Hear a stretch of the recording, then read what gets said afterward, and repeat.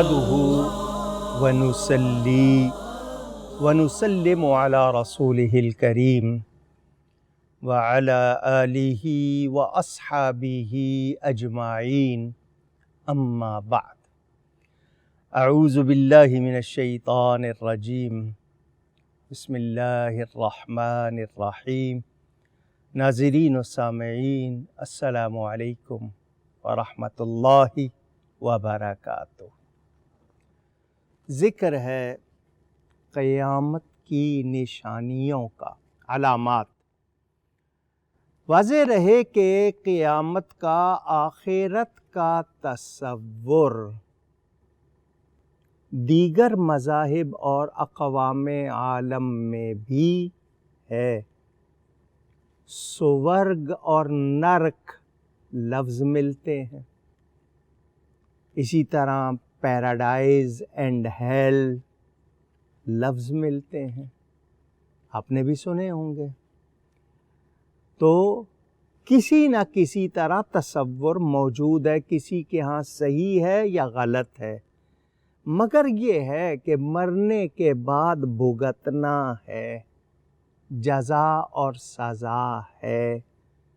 یہ نہ کہیے گا کہ صرف دین اسلام میں، وہاں بھی ہے، مگر دین اسلام میں جو تعلیمات ہیں، جو معلومات ہیں، جو ہدایات ہیں، وہ بغیر شک شبے کے ہیں۔ دوسروں کے ہاں صحیح ہیں یا نہیں، کیونکہ آسمانی کتابیں مثلاً بائبل جس کو کہتے ہیں انجیل، کیا اپنی اصل زبان میں ہے؟ ہر علاقے میں جائیں ترجمہ ملتا ہے۔ تورات اس کی اصل زبان کیا تھی؟ اصل محفوظ ہے۔ سب کو پتہ ہے کہ قرآن کے سوا کوئی اور صحیفہ محفوظ نہیں، اور یہ اس لیے محفوظ کہ اس کی حفاظت کا ذمہ خود رب تعالیٰ نے لیا۔ تو جو تعلیمات اسلام کی ہیں ان میں شک شبہ رد و بدل نہیں۔ یہ جو ہم بیان کرتے ہیں، میں کلیئر کٹ بات کر رہا ہوں، بڑی توجہ سے سنیے گا۔ میرے بیان کرنے میں یا مفہوم سمجھانے میں کمی ہو سکتی ہے کہ میں پوری طرح نہیں سمجھا پایا، میرے لفظ آپ کو پوری طرح نہیں سمجھا سکے، تو یہ کمزوری میری ہے، دین کی نہیں ہے، دین کی نہیں ہے، یہ میری کمزوری کہ میں پوری طرح نہیں سمجھا سکا یا پوری طرح بیان نہیں کر سکا، یا میرے لفظ ایسے نہیں تھے کہ آپ کو آسانی سے سمجھ آ جاتے۔ اور اکثر دین کے حوالے سے یہی ہوتا ہے کہ روب ڈالا جاتا ہے، سمجھایا کم جاتا ہے، تو آسان ہونا چاہیے۔ قیامت کی نشانیاں آپ سن رہے ہیں، انصاف بکنے لگے گا۔ عدل و انصاف جس معاشرے میں نہیں ہوتا، وہاں ابتری، بدحالی، تباہی، یہ سب جتنے لفظ ہم کہتے ہیں، اخلاقی، معاشرتی، معاشی، اقتصادی انحطاط، کمی، کمزوری، تباہی، جہاں بھی عدل و انصاف نہیں ہوگا، وہ گھر میں نہ ہو، وہ ادارے میں نہ ہو، وہ شہر صوبے میں نہ ہو، ملک میں نہ ہو، جہاں نہیں ہوگا، جس معاشرے میں، سوسائٹی میں نہیں ہوگا، وہاں امن نہیں ہو سکتا، اور وہاں خیر پنپ نہیں سکتی، کیونکہ عدل و انصاف نہیں ہے، تو خیر سے محروم ہوتے جائیں گے۔ برائی پنپتی ہے وہاں پہ، لوگ قبول کرتے ہیں، نیکی کو قبول نہیں کرتے، تو یہ بھی ایک اہم نشانی، اور ہمارے ہاں ہم دیکھتے ہیں اس کو۔ اللہ تعالی ہمیں معاف فرمائے۔ اسلام میں یہ استثناء کا تصور نہیں ہے، ایگزیمپشن نہیں ہے کہ عہدے پر ہیں تو نہیں اور عہدے کے بعد ہوگا، یا فلاں شخص کو نہیں، فلاں کو نہیں۔ عدل و انصاف یہ اسلام کی وہ خوبی ہے کہ غیروں نے اعتراف کیا۔ حضور صلی اللہ علیہ وسلم نے اپنے ایک صحابی کو بھیجا تھا خیبر، یہودیوں کے انہوں نے جب جزیہ دے کر، ٹیکس دے کر رعایا بننا قبول کیا تھا، تو حضور نے جو فصل پیدا ہوئی، ایک صحابی کو بھیجا کہ جاؤ ان کا حصہ ان کو دے آؤ، اور اپنا حصہ لے آؤ۔ انہوں نے عورتوں کا زیور جمع کیا، یہ جو آپ کے ہاں گولڈ، اور اس شخص سے کہا یہ لے لو، یہ تمہارے لیے ہے، کسی اور کو نہیں پتہ چلے گا، ہمارا حصہ کچھ بڑھا دو۔ اس صحابی نے کہا یہ تو تھوڑا سا زیور ہے، پوری دنیا کا زیور لا کے دو گے، میں ایک دانہ بھی ادھر ادھر نہیں کروں گا۔ تو ان یہودیوں کا بیان تھا، یہی عدل و انصاف ہے جس نے تم کو عزت دی ہے، جس کی وجہ سے یہ دنیا قائم ہے۔ اندازہ کیجئے جو ہماری خوبیاں تھیں آج ہم سے وہ رخصت ہو گئیں، اور پھر ہمارے منہ پر شکایتیں شکایتیں۔ علامات صغریٰ میں سے کچھ رہ گئی ہیں، پھر اس کے بعد علامات کبریٰ۔ بڑی علامتوں میں کیا ہوگا؟ حضرت امام مہدی کا ظہور، حضرت عیسیٰ علیہ السلام کی تشریف آوری، یاجوج اور ماجوج کا نکلنا، دجال کا ظاہر ہونا، آفتاب کا یعنی سورج کا مغرب سے نکلنا، دابۃ الارض یہ ایک جانور ہوگا، اور یمن سے نکلنے والی آگ، یہ بڑی نشانیاں ہیں۔ ابھی میں صرف علامات صغریٰ ان میں سے کچھ ہیں جو آپ کو بتا رہا ہوں۔ مسلمان مالدار تو ہو جائیں گے، بہت دیندار نہیں رہیں گے، یعنی دینی لحاظ سے عقائد کی معلومات میں اور اعمال یعنی نیکیاں کرنے میں کمزور ہو جائیں گے۔ دولت کی طلب میں، مال و دولت حاصل کرنے میں اتنے مشغول ہو جائیں گے کہ دین یاد تک نہیں رہے گا، یعنی اپنی پہچان، آئیڈینٹی، اپنے تشخص کا کوئی خیال نہیں رہے گا کہ میں مسلمان بھی ہوں، مجھے اس کا بھی کچھ پاس رکھنا ہے، یعنی اس حد تک چلے جائیں گے۔ جامع ترمذی میں حضور صلی اللہ علیہ وسلم کے ارشادات میں مولا کائنات سیدنا علی المرتضی رضی اللہ تعالی عنہ سے روایت کہ ہم نبی پاک صلی اللہ علیہ وآلہ وسلم کے ساتھ مسجد میں بیٹھے ہوئے تھے کہ مصعب بن عمیر رضی اللہ تعالی عنہ، جن کے بدن پر صرف ایک چادر تھی اور اس میں جوڑ، پیوند، پیچ چمڑے کا لگا ہوا تھا، وہ تشریف لائے۔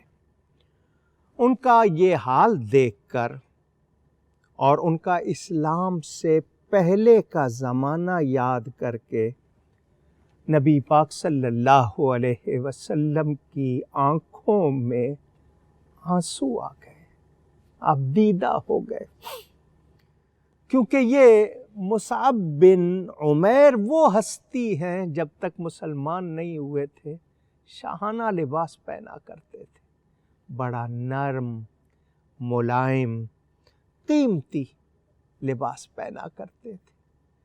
میرے نبی کے غلام بنے ہیں تو کھردرا لباس ہے اور اس پہ بھی چمڑے کا جوڑ لگا ہوا ہے۔ حضور صلی اللہ علیہ وسلم نے فرمایا مسلمانوں اس وقت تمہارا کیا حال ہوگا جب صبح کو ایک جوڑا پہن کر نکلو گے اور شام کو دوسرا جوڑا پہن کر نکلو گے، ایک پیالہ سامنے رکھا جائے گا، دوسرا پیالہ اٹھا لیا جائے گا، اور تم اپنے گھروں پر زیب و زینت، ڈیکوریشن، آرائش وغیرہ کے لیے اس طرح کپڑے کے پردے ڈالو گے، یعنی یہ جو کرٹن ہم لگاتے ہیں جیسے کعبے کو کپڑوں سے پوشیدہ کر دیا جاتا ہے۔ صحابہ کرام رضوان اللہ علیہم اجمعین نے عرض کی یا رسول اللہ صلی اللہ علیہ وسلم، جب تو ہم آج کی نسبت بہتر ہوں گے، کیونکہ عبادت کے لیے فارغ ہو جائیں گے اور کمانے کے لیے محنت نہیں کرنی پڑے گی۔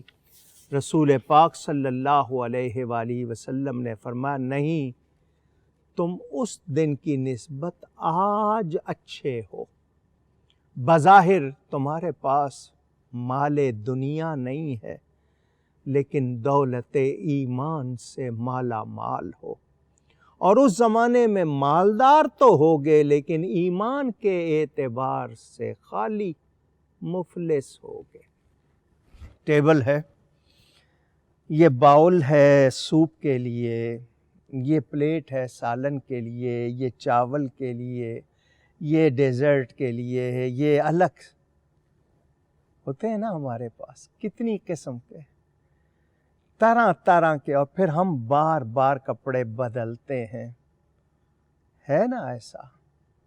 شکر اللہ کا، اس کی نعمتیں، بشرطے کہ دل میں ایمان نقش ہو اور میرے اعمال کم نہ ہوں بلکہ شکر میں زیادہ ہوں۔ میں نرم بستر پر سو رہا ہوں، مجھے خدا یاد ہے تو وہ بستر اچھا، مگر اس بستر پر لیٹ کر خدا یاد نہ رہے تو وہ آگ کی سیج ہے، کانٹوں کا بستر ہے وہ۔ ہم اچھی طرح جانتے ہیں، یہ حدیث شریف بخاری میں ہے، میرے پیارے نبی پاک صلی اللہ علیہ وسلم کا ارشاد، مجھے اپنی امت سے شرک کا خوف نہیں۔ یہ حدیث ایک مرتبہ نہیں، بخاری میں 2-3 مرتبہ، کتاب المغازی میں موجود، مجھے اپنی امت سے شرک کا خوف نہیں، اس بات کا اندیشہ ہے میری امت دنیا کو زیادہ پسند کرنے لگ جائے گی، دنیا کی رغبت زیادہ ہو جائے گی، اور اب جو قیامت قریب ہوتی جائے گی لوگ ایمان کی پرواہ نہیں کریں گے، نہیں دیکھیں گے پیسہ حرام ہے حلال ہے بس آنے دو، یعنی ہمیں عیش میں خوف خدا نہیں رہے گا۔ یہ قیامت کی نشانی، اللہ ہمیں بچائے۔ علم اٹھ جائے گا، عالموں کی جگہ جاہل سنبھال لیں گے۔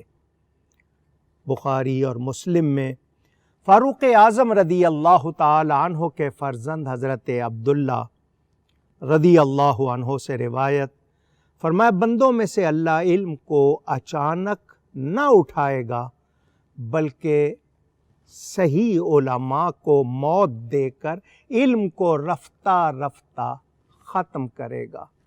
جیسے پہلے علماء تھے اب نہیں ہے، امام اعظم، غوث اعظم، امام غزالی، امام رازی، کیسے بڑے بڑے نام، تو وہ ہستیاں جائیں گے، چلی جائیں گی، ان سے بعد میں، یعنی جتنا قیامت قریب ہوتی جائے گی اچھے علماء اٹھ جائیں گے۔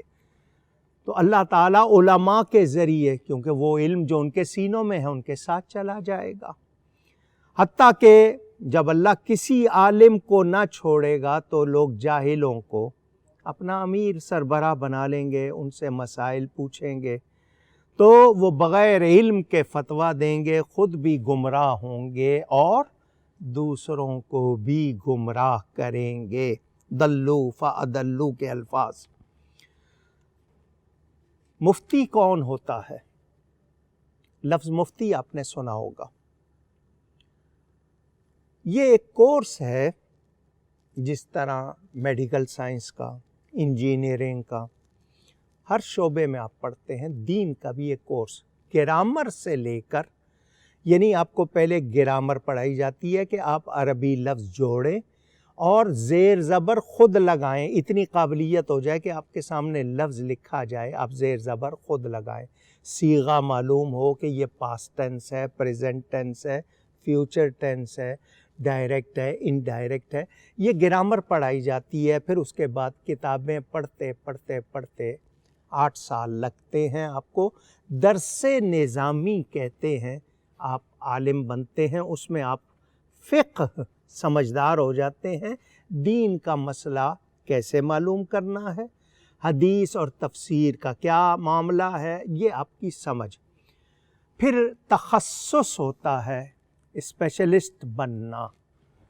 آپ کے ہاں ہوتا ہے نا ڈاکٹر بنا ہے تو اب وہ ہارٹ اسپیشلسٹ ہے، برین اسپیشلسٹ ہے، یا ENT کانوں کا، ناک کا یا آنکھوں کا اسپیشلسٹ۔ جو تخصص فی الفقہ، یعنی فقہ میں تخصص کرتا ہے، اسپیشلسٹ بنتا ہے، اس کو مفتی کہتے ہیں۔ اپنے زمانے کے حال سے بھی واقف ہو، شریعت کے احکام سے بھی واقف ہو، اور شریعت کے مطابق رائے مقرر کرنے کا اہل ہو، ایسے گنتی کے لوگ ملیں گے۔ ہم تو ناقل ہیں، پرانے لوگوں نے لکھ دیے، کوئی نیا مسئلہ تو آیا نہیں ہے، ان کو دیکھ کر ہم بیان کر دیتے ہیں، اس کو ناقل کہتے ہیں، نقل کرنا۔